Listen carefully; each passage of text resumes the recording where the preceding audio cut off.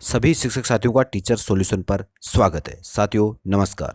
साला दर्पण staff corner latest update लाया हूं। छात्र प्रमाणीकरण में जन आधार करेक्शन के लिए अब स्टाफ कॉर्नर पर एक नया टैब शुरू हो चुका है। साथियों, किस प्रकार से करना है आपको छात्र प्रमाणीकरण का यह कार्य? क्लास टीचर को करना होगा अपनी कक्षा के छात्रों का जन आधार ऑथेंटिकेशन।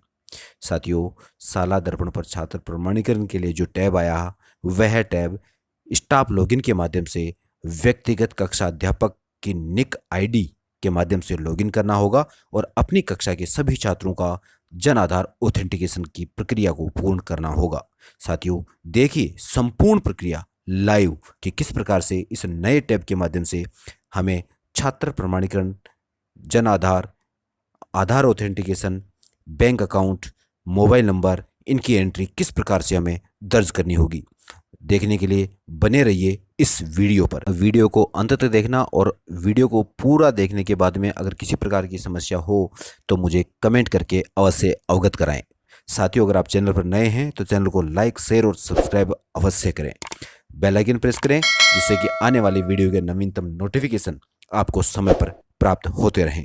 तो आइए देखते हैं कि किस प्रकार से हमें साला दर्पण स्टाफ कॉर्नर स्टाफ विंडो के माध्यम से लॉगिन करना होगा और लॉगिन करने के बाद में आपको किस प्रकार यह ऑथेंटिकेशन का कार्य पूर्ण करना होगा। दोस्तों, इस प्रकार से छात्र प्रमाणीकरण के लिए हमें सबसे पहले स्टाफ विंडो के माध्यम से साला दर्पण लॉगिन करना होगा। स्टाफ कॉर्नर के माध्यम से व्यक्तिगत जो क्लास टीचर है, कक्षा अध्यापक है, उसकी आईडी के माध्यम से आपको स्टाफ विंडो पे लॉगिन करना होगा। अध्यापक की आईडी और पासवर्ड के माध्यम से लॉगिन करेंगे। लॉगिन करने के बाद में आपको सबसे पहले लेफ्ट साइड में ये ऑप्शन दिखाई देंगे। बाईं तरफ होम है, APAR है, स्माइल 3.0 है जिसके माध्यम से हम रिजल्ट की एंट्री कर रहे हैं। इस प्रकार के ये ऑप्शन दिखाई देंगे। इसमें सबसे नीचे की तरफ यहाँ ऑप्शन नया टैब आया है जन आधार ऑथेंटिकेशन का। जन आधार ऑथेंटिकेशन का ये वाला जो टैब है, आपको इस टैब के माध्यम से आपको छात्र प्रमाणीकरण का कार्य पूर्ण करना है। सभी कक्षा अध्यापक, आप एक कक्षा के कक्षा अध्यापक हैं या दो कक्षा के, लेकिन आप जिस भी क्लास के क्लास टीचर हैं तो आपको इस टैब के माध्यम से आपके व्यक्तिगत NIC ID और पासवर्ड के माध्यम से आपको यह ऑथेंटिकेशन का कार्य पूर्ण करना होगा।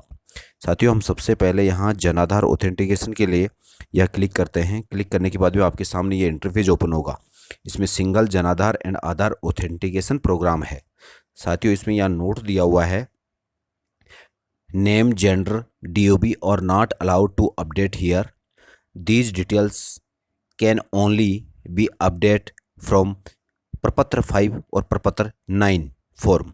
साथियों, ये साला दर्पण पर विद्यार्थी टैब में जो प्रपत्र 5 और प्रपत्र 9 है उसमें आप एडिट करके और अपने विद्यालय अभिलेख अर्थात SR रजिस्टर के अनुसार आपको साला दर्पण पर अपडेट करना होगा। दूसरा जो नोट है साथियों वो है before authentication student Jan Aadhaar member ID Aadhaar are editable. साथियों, आप इनको एडिट कर सकते हैं। अगर आपके किसी प्रकार की विद्यालय अभिलेख से मिलान करेंगे साला दर्पण पर किसी प्रकार का अगर बदलाव है, परिवर्तन है, तो आप प्रपत्र 5 और प्रपत्र 9 में जाकर इसको अपडेट कर सकते हैं। उसके बाद में अगर जन आधार में आधार में अगर किसी प्रकार का मिसमैच है विद्यालय रिकॉर्ड से तो आप उस जन आधार में उसका करेक्शन इसके टैब के माध्यम से कर सकते हैं। साथ ही इसमें तीसरा बिंदु है वो है green label indicates authenticated students. अर्थात जो स्टूडेंट ऑथेंटिकेटेड हो चुके हैं उनको ग्रीन लेबल आ गया होगा, अर्थात हरे रंग में उनको प्रदर्शित किया होगा। जो हरे रंग से ऑथेंटिकेट है अर्थात तो जिनका ऑथेंटिकेशन पूर्ण हो चुका है वो ग्रीन हरे रंग में दिखाई देंगे। साथियों, इस प्रकार से हमें ये कार्य करना होगा। फिर बाद में नीचे दिया हुआ है साथियों सेलेक्ट द एप्रोप्रिएट ऑप्शन। यहाँ पे नीचे क्लास एंड सेक्शन दिया हुआ है। यहाँ पे आप अपनी क्लास और सेक्शन सेलेक्ट कर सकते हैं।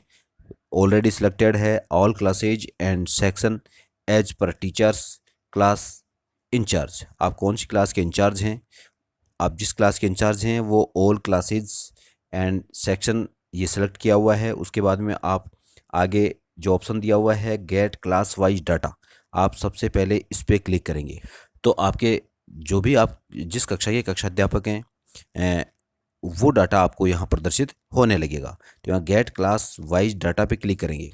हम इस पर क्लिक करते हैं तो क्लिक करने के बाद में हमारे सामने जो इंटरफेस ओपन होगा वो इस प्रकार से होगा, या आप जिस कक्षा के कक्षाध्यापक हैं वो कक्षा यहाँ पे प्रदर्शित होने लगेंगी।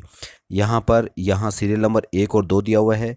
क्लास वो क्लास है जहाँ पर आप जिस कक्षा के कक्षाध्यापक हैं वो क्लास यहाँ प्रदर्शित होंगी। कक्षा 3 है, कक्षा 4 है। यहाँ कक्षा 3 का अगर कार्य करना है तो कक्षा 3 पे यहाँ क्लिक करना होगा। अगर कक्षा 4 का कार्य करना है तो हमें कक्षा 4 वाले और इसे टैब पे क्लिक करना होगा। यहाँ पे दिया हुआ है कक्षा 3 में जो टोटल स्टूडेंट हैं उनकी संख्या दी हुई है। कक्षा 4 के टोटल स्टूडेंट, आधार एंटर्ड, आप जिस कक्षा के कक्षा टीचर हैं उस कक्षा की टोटल स्टूडेंट कितने हैं, आधार एंटर्ड कितने हैं कि आपने आधार को कितने छात्रों का आधार यहाँ पे आपने एंटर किया हुआ है, जनाधार कितने का एंटर किया हुआ है वो संख्या दिखाई देगी। जनाधार ऑथेंटिकेटेड कितने का हो चुका है वो भी यहाँ डिजिट दिखाई देगी। इसके अलावा अगला जो लास्ट ये जो कॉलम होगा वो है जन आधार ऑथेंटिकेशन रिमेनिंग, अर्थात जन आधार ऑथेंटिकेशन अभी कितने स्टूडेंट्स का शेष है, तो ये डिटेल यहाँ होगी। उसके बाद में नीचे टोटल का ऑप्शन होगा कि टोटल स्टूडेंट कितने हैं आपकी कक्षा में, आधार कितने का एंटर किया जा चुका है, जनाधार कितने का है, इस प्रकार से डिटेल शो होंगी। यहाँ मैं सबसे पहले कक्षा 3 को क्लिक कर रहा हूँ।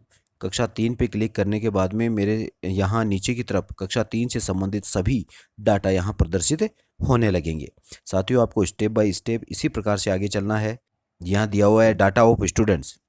साथियों यहाँ दिया हुआ है data of students class 3A section 1। तो साथियों इसमें आपको दे रखा है क्लास ऑथेंटिकेशन स्टेटस। यहाँ पे टोटल स्टूडेंट्स हैं 7, जनाधार ऑथेंटिकेटेड 0, ऑथेंटिकेशन रिमेनिंग जो शेष है वो टोटल दिखा रखा है। साथियों इस प्रकार से ये डाटा आपको दिखाई देंगे। आपके जिन छात्रों के ऑथेंटिकेशन अभी नहीं हुआ है किसी त्रुटि के कारण से, तो उसका समाधान यहाँ पे आपको मिलेगा। यहाँ बटन डिटेल दे रखी है साथियों। ये जो बटन होगा आपके सामने ये येलो बॉक्स में, ये क्लिक टू ऑथेंटिकेशन जनाधार एंड आधार। साथियों ये बटन क्लिक करना होगा आपको आधार और जनाधार ऑथेंटिकेशन करने के लिए। जिस छात्र का आप करना चाहते हैं उसके नाम के जस्ट आगे ऑथेंटिकेशन जनाधार डाटा के कॉलम में यह टैब होगा, जिसको क्लिक करके आप उसको अपडेट कर सकते हैं। फिर अगला है क्लिक टू अपडेट साला दर्पण डाटा ऑन जनाधार पोर्टल। जनाधार पोर्टल पर आपके साला दर्पण से डाटा अगर अपडेट करना चाहते हैं तो वो अपडेट होगा इस वाले रेड वाले टैब से।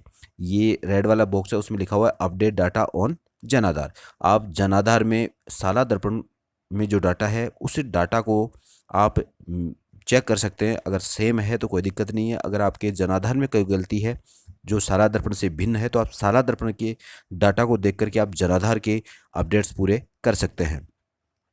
साथियों इसके बाद में आप जब एक एक स्टूडेंट को चेक करेंगे, यहाँ पहला स्टूडेंट है, आपको यहाँ उसकी क्लास, DOB, जेंडर, जनाधार कार्ड नंबर ये सब चेक करने होंगे।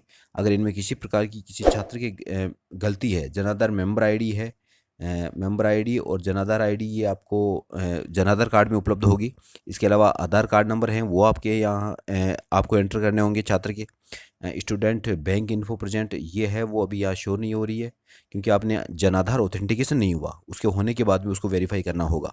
तो इसके लिए हमें सबसे पहले ऑथेंटिकेट जनाधार डाटा करेंगे तो ये येलो जो बॉक्स है उसको करेंगे तो इसकी जो गलतियाँ हैं वो मिसमैच दिखाई देंगी। तो हमें सबसे पहले अपडेट डाटा ऑन जनाधार, आप इस डाटा को मैच कर सकते हैं प्रत्येक स्टूडेंट का।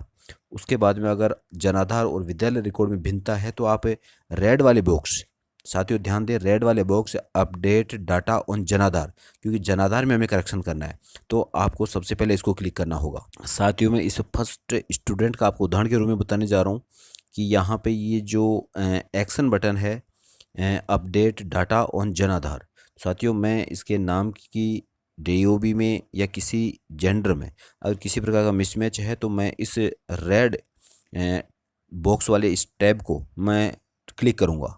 जन आधार सूचना अपडेट सहमति पत्र, इसको क्लिक करते ही ये इंटरफेस है वो ओपन होगा। ये जन आधार सूचना अपडेट सहमति पत्र है। साथियों यह सहमति पत्र हमें प्रिंट आउट करके विद्यालय रिकॉर्ड में संधारित करना है। जन आधार सूचना अपडेट सहमति पत्र है। यह सहमति पत्र होगा वो कक्षाध्यापक का, पेरेंट्स का या अभिभावक का, उनके सिग्नेचर सहित होगा। इस पर सिग्नेचर करवाना होगा। तो ऊपर की ओर स्क्रॉल करेंगे तो यहाँ नीचे जन आधार क्रमांक दिखाई देगा, इसमें आपको जन आधार एंटर करना है। जन आधार मेंबर आईडी, ये मेंबर व्यक्तिगत आईडी है छात्र की, वो एंटर करनी होगी उसके जन आधार में देख के। उसके बाद में नीचे लिखा हुआ है कृपया मेरी निम्न सूचना या सूचनाएं सही विवरण जन आधार पोर्टल पर अपडेट कर दिया जावे। तो ये अपडेट उसके माध्यम से होगा। यहाँ पे आपको चयन करना होगा, उस बॉक्स में टिक मार्क करना होगा। इस बॉक्स में ये जो दिए हुए हैं इसमें टिक मार्क करना होगा, आप जिसमें भी करेक्शन करना चाहते हैं। साला दर्पण डाटा से ये मैच होना अति आवश्यक है। इसमें आपको सबसे पहले जो चयन करें ये वाला बॉक्स है। आपको अगर नाम में किसी प्रकार की करेक्शन करना है तो आप इस चेक बॉक्स को टिक कर सकते हैं। अगर आपको जन्म दिनांक में किसी प्रकार की कोई समस्या है, मिसमैच है, तो आप इसको यहाँ से टिक करके सेलेक्ट कर सकते हैं। जेंडर में किसी प्रकार की समस्या है तो आप जेंडर वाले चेक बॉक्स को टिक करके आप यहाँ सामने सेलेक्ट कर सकते हैं और करेक्ट कर सकते हैं। उसके बाद में नीचे डिक्लेरेशन दे रखी है, उसको एक्सेप्ट करना होगा, जिसमें है कि प्रमाणित किया जाता है कि उपरोक्त विवरण के अनुसार अपने पुत्र पुत्री के जनाधार विवरण में सुधार हेतु सहमति प्रदान करता हूँ। यहाँ अभिभावक के सिग्नेचर आपको करवाने होंगे। इसके बाद में दूसरा डिक्लेरेशन होगा, वो होगा कक्षा अध्यापक का, जिसमें लिखा होगा प्रमाणित किया जाता है कि शाला दर्पण रिकॉर्ड व स्कूल अभिलेख से विद्यार्थी का डेटा मिलान कर लिया गया है, दोनों समान है, ये कक्षा अध्यापक को देना होगा। उसके बाद में यहाँ स्थान और दिनांक लिखना होगा। साथियों तीसरा डिक्लेरेशन होगा, वो है प्रमाणित किया जाता है कि उपरोक्त जानकारी शाला दर्पण पोर्टल के अनुसार देख ली गई है और इसको शाला दर्पण पोर्टल के माध्यम से जन आधार सर्विस द्वारा अपडेट कर दी जाए। ये शाला प्रधान अपने हस्ताक्षर में सील और दिनांक सहित यहाँ सिग्नेचर करेंगे और उसके बाद में यहाँ update data on Jan Aadhaar portal को क्लिक करेंगे। टैब को क्लिक करते ही वह डाटा सफलतापूर्वक अपडेट हो जाएगा और उसके बाद में आपको इसका प्रिंट यहाँ प्रिंट आउट के इस माध्यम से आपको प्रिंट लेके और विद्यालय रिकॉर्ड में संधारित करना होगा। इसी प्रकार आप प्रत्येक स्टूडेंट को सिलेक्ट करते हुए इसके डाटा को अपडेट कर सकते हैं और आप जन आधार का ऑथेंटिकेशन का कार्य पूर्ण कर सकते हैं। आप कक्षा 3 के बाद में आप कक्षा 4 जिस कक्षा के आप कक्षा अध्यापक हैं वो सिलेक्ट करके और आप प्रत्येक विद्यार्थी के डाटा को आप अगर किसी प्रकार की त्रुटि है, शाला दर्पण अभिलेख से मिसमैच है तो आप उसको अपडेट कर सकते हैं सहमति पत्र के द्वारा और अपडेट करके उसको विद्यालय रिकॉर्ड में संधारित करें। साथियों वीडियो को अंत तक देखने के लिए धन्यवाद। आप चैनल पर नए हैं तो चैनल को लाइक शेयर और सब्सक्राइब करें, बेल आइकन प्रेस करें, जिससे कि आने वाले वीडियो के नवीनतम नोटिफिकेशन आपको समय पर मिलते रहें।